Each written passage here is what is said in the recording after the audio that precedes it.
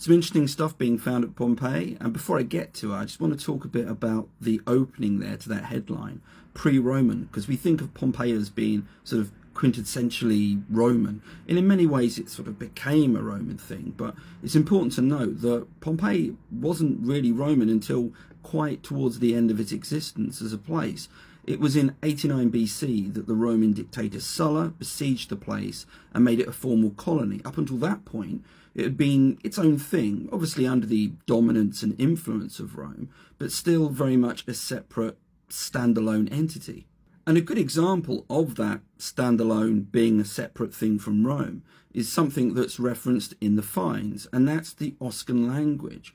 Because Oscan was a language that was sort of used in the central southern part of Italy, and I can actually show you a bit now.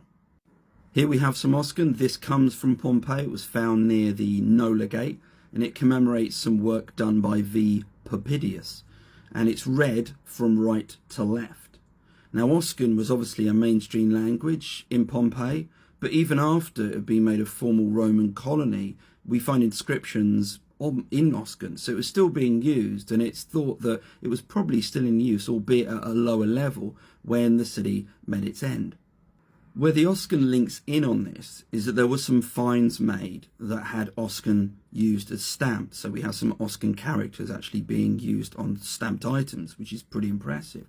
But perhaps more impressive, and what really steals the limelight, were the graves of about 35 individuals. These date between the 3rd and the 1st century BC, and above them they had amphorae laid. Now, the amphorae also had stamps on them, and these carried characters from a language, but not Oscan, absolutely not Latin. These were Punic characters, or Punic seals on the amphorae, which means they came from the area of Carthage. This wasn't that necessarily unusual. There'd been evidence for trade between Carthage and Pompeii due to the amphorae that's been found there. These finds are therefore more evidence of that trade going on, and obviously ask questions. And I'm hoping that the more excavatory work that's done will give us some more answers, or even give us some more really interesting questions. And again, as a reminder, go and read the article. It's really interesting.